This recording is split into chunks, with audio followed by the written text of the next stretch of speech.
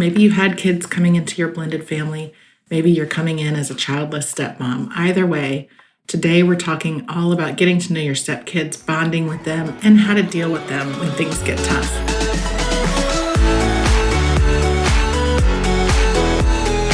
I'm Cameron. I spent years building my career and creating a life I loved. And when my Prince Charming finally showed up, he had 4 kids in tow. Fast forward through lots of mistakes made and lessons learned, step family life was much more complicated than I realized. If you're looking for help with blended family life, you're in the right place. Welcome to the Stepmom Diaries, where we keep it real as we dish about all the things. This is your weekly dose of blended family inspiration and encouragement. You're not the wicked stepmother, so let me help you find your fairy tale ending. Come on, let's do this.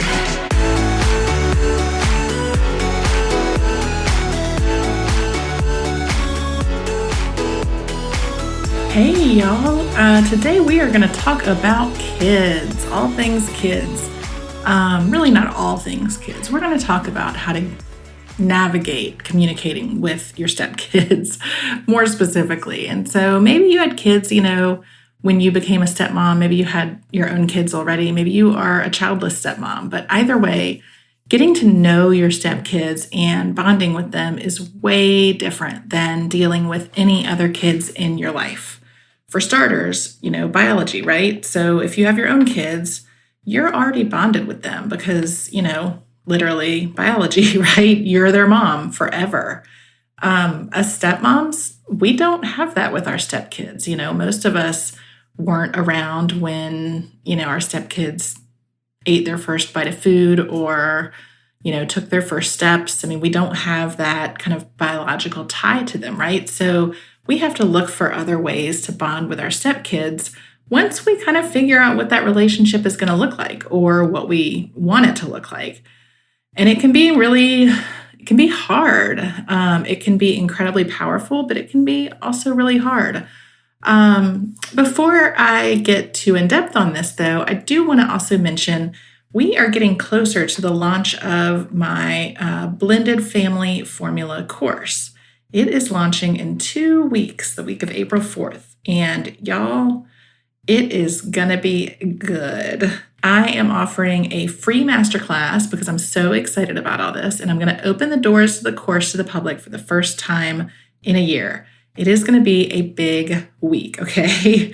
So head over to thiscustomlife.com/waitlist to make sure that you are the first one to know about all of it. Or if you want to go ahead and sign up for the masterclass, you can head to thiscustomlife.com/stepmomlies. How do you like that? Stepmom lies. But when you join the waitlist, when you join the masterclass, it means that you're going to get an opportunity to register for the course early. And that means snagging some of the seats that are limited. This is not a course where I have unlimited space. So keep that in mind.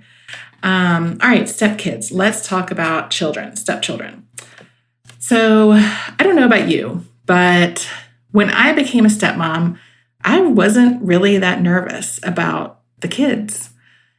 Now, that was one of many mistakes I made, not necessarily being nervous about it. I don't want anybody to be nervous about kids, but assuming that it would be a smooth transition, or also, I assumed that the kids would be as excited about me as I was about them. And I was really excited to be a stepmom. I was really excited to have kids in my life.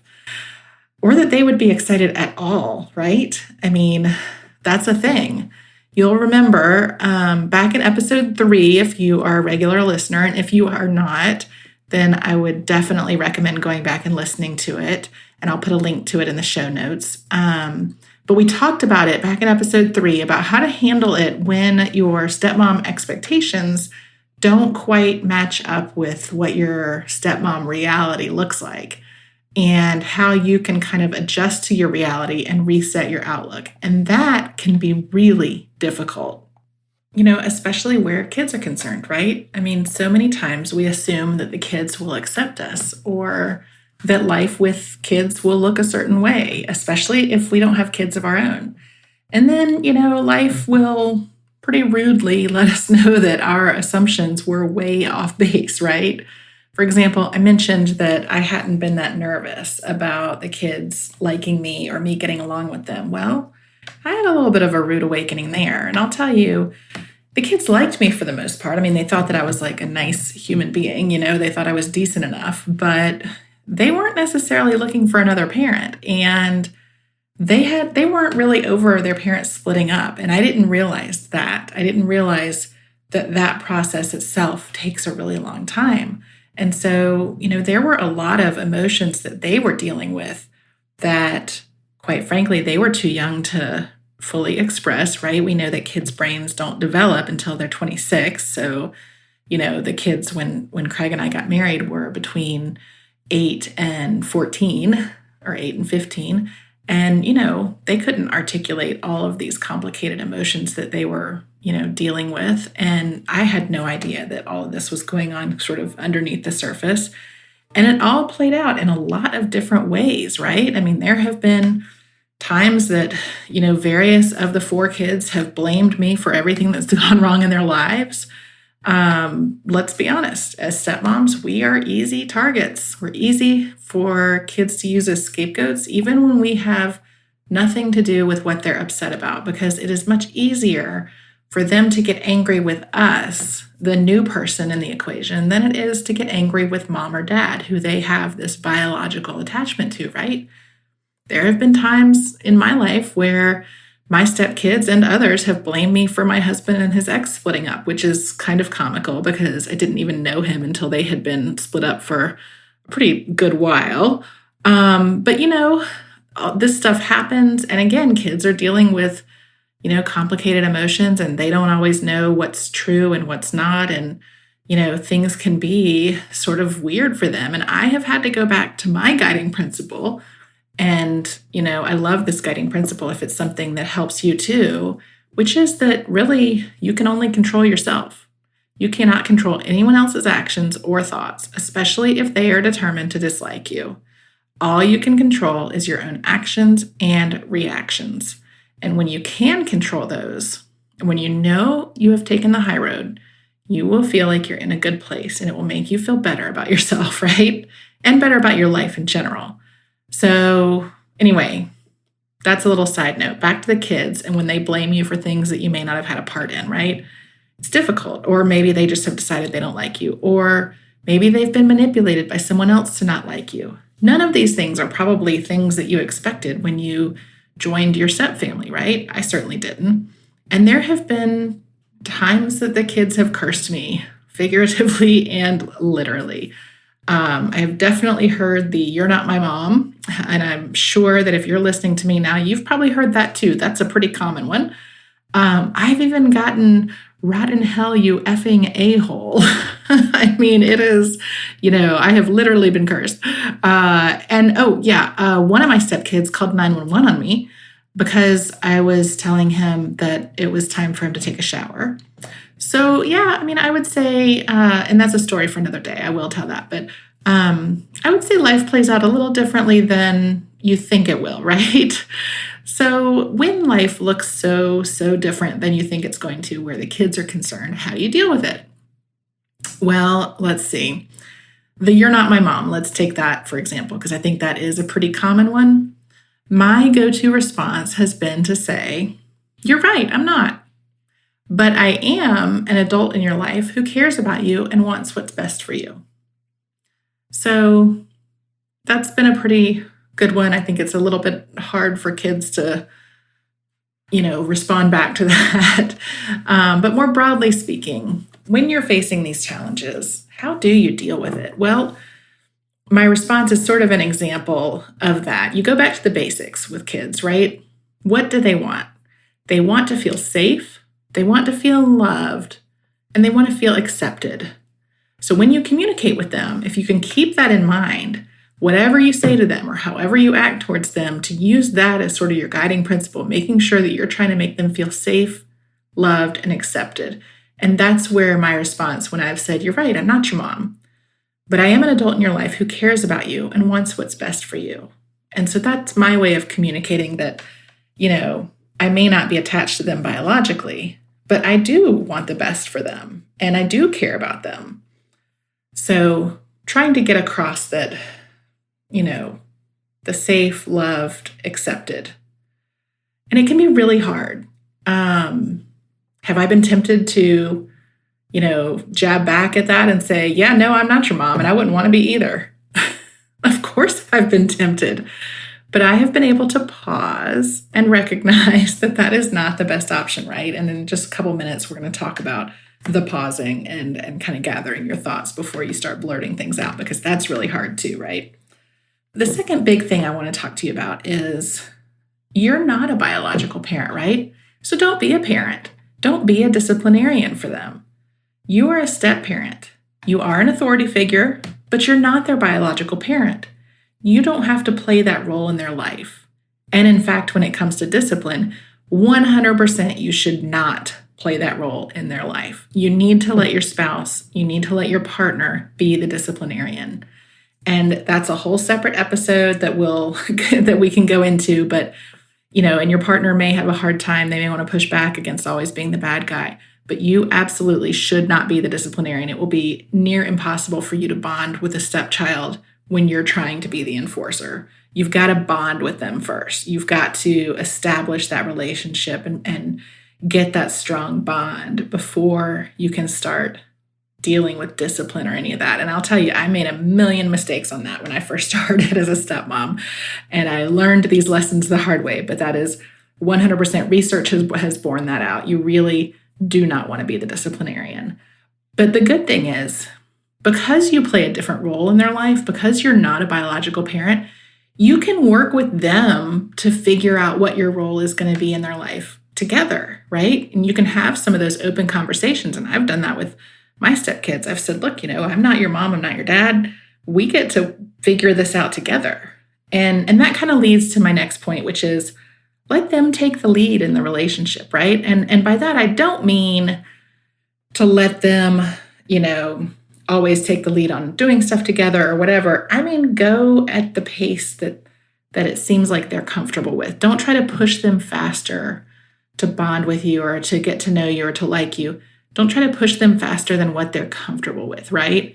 Look for time to spend one-on-one with them so that you can get to know them. They can get to know you, at more than just that surface level and maybe challenge some of their assumptions about you, right? But don't force it. Don't force it, because that will make it worse, right? If they love Marvel superhero movies, maybe see if you can have like a one-on-one, stepmom, stepchild, date night to the movies, right? But if you make that overture and they're not ready for it or they reject you, don't take it personally. Be patient, okay? And that leads to the next point, which is this takes time. You may have heard the statistic that it takes an average of 7 years for a blended family to fully blend. I'm going to say that again. 7 years for a family to fully blend. If they fully blend, right? That's a long time, especially in kid years. If you become a stepmom and, your stepchild is 9, 7 years puts them at 16. That's a long time. And those can be some tough years, right? Let's be honest, teenagers. I mean, that can be really hard. So stick with it and be patient, okay? And then a couple of last things to mention. Cut them some slack. And we've talked a little bit about, I've said to be patient, this takes time, but also, cut them some slack. Like I said, their brains are not fully developed. So if they make some snide remark towards you, or if they come across as brats, or if they say something that you feel certain that it came from their mom or somebody at the other house, it doesn't mean they hate you. It doesn't mean you'll never have a relationship with them. Don't give up on them, right? Just remember, their logic doesn't always make sense. They can't always connect A and B. Sometimes they go from A to F, right? Their brains aren't fully developed yet. And then the last thing is, and this is the last thing I want to talk about, but then I'm going to talk a little bit more about some communication tips that can come into play with kids too. But I want you to really think about having an open and honest channel of communication with them in an age-appropriate way, of course, right? And in the last episode, I did talk a little bit about kind of acknowledging some of the awkward stuff when you're talking to your stepkids. Let them know that they can verbalize their feelings to you and, that they can talk about some of this awkward stuff and it won't hurt your feelings. If that's true, okay, make sure that if you say to them, hey, it won't hurt my feelings if you say that you wish that your parents had never split up and that I wasn't in the picture, make sure it actually doesn't hurt your feelings, because if it does, you're not going to come across as sincere. But I think that, if you can kind of mention the elephant in the room, make them feel safe in talking to you about some of these weird feelings, and they are weird feelings, right? Like their parents have split up, or there's been a death in the family, whatever it is, there's been some loss in their life. And all of a sudden they have this new family member that they're being told they should accept and like. And that can be a difficult thing. And it's okay to say to them, hey, look, I know I'm with your parent and I know you might not be super happy about that, but I hope you'll give me a chance.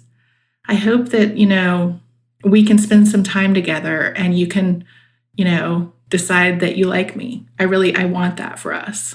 And just, verbalize some of the awkwardness, and it'll make them feel a little safer verbalizing their feelings. You know what I'm saying? Let's move and talk a little bit about communication in general. I have talked before about one of the ways that you can deal with your partner's ex in terms of thinking about communication, and I call it my BEST formula for communication, BEST being an acronym. And this formula can come into play with kids too. So as a reminder, BEST is breathe, empathize, stay calm, and trust your boundaries, okay? So when you're in a situation with a stepchild and you're having a hard time communicating with them, you feel like they're not giving you a chance, they've said something nasty to you, whatever, take a breath, pause for a couple seconds. And it's always awkward because you feel like you need to respond right away, right? No, you don't. Take a breath, pause. That will give you time to de-escalate the situation. It will give you time to come up with a response that isn't as nasty as maybe your first inclination is, right? And it'll give you time maybe to kind of cool the situation a little bit, lower the temperature, right? Empathize. This is kind of going back to cutting them some slack. Remember, they're just kids. Their world has been totally turned upside down. And it may not even be you that they dislike. They may be channeling all of this and taking it out on you, which is not it doesn't feel great to have stuff taken out on you, right? And you are an easy scapegoat. As the stepmother, you really are the easiest scapegoat for kids to take stuff out on. But empathize with them. They've got a lot going on in their little brains that they just don't know how to process. And if it's not even you that they're mad at, give them some grace. And that leads to stay calm. If you have a kid that's screaming at you, it doesn't help to scream back. It doesn't help to insult back. It doesn't help to swear back at them. None of that helps. Try and stay calm. And if you need to walk away from the situation, you can walk away from the situation. You can say to them, look, I need to step away and collect my thoughts so that I don't say something that I regret. And I think you can say it calmly, walk away, collect your thoughts, let your spouse deal with them, and then come back to the situation. And the last one is trust your boundaries, right? We've talked before about boundaries, and there may be some that you need to put into place relating to the kids. It may be that, you aren't there when there's a transition, when your partner goes to pick them up, or that they're dropped off. It may, maybe transition times are hard for the kids and it gets taken out on you. Maybe you need to have a boundary and you take a step back from that. Whatever that is, trust your boundaries. They are there to protect you. If you violate your own boundaries or allow them to be violated, it's only going to contribute to unhappiness, and it's going to disrupt your peace, So BEST, breathe, empathize, stay calm, and trust your boundaries. Now, all of these issues that I've talked about today, I could do an entire podcast episode on each one of them, right? So these are really big topics, and communicating with your stepkids is a really big topic. But I hope this gives you a little bit to go on. We are going to dive deeper into this in the Blended Family Formula course, and I have a couple of bonuses that I'm offering with the course this year that are going to dive deep into communication and figuring out the best ways to communicate with your spouse and with your kids. So I hope you'll go to thiscustomlife.com/waitlist to sign up for the waitlist. As I mentioned, the course is going to open the week of April 4th. And you can also, if you want to go ahead and sign up, because I am so excited about the course this year, I am offering a free masterclass that week. You can head to thiscustomlife.com/stepmomlies and sign up for the masterclass. And with that, I'll have all these resources in the show notes, and I will see you next time. Thanks so much for joining me.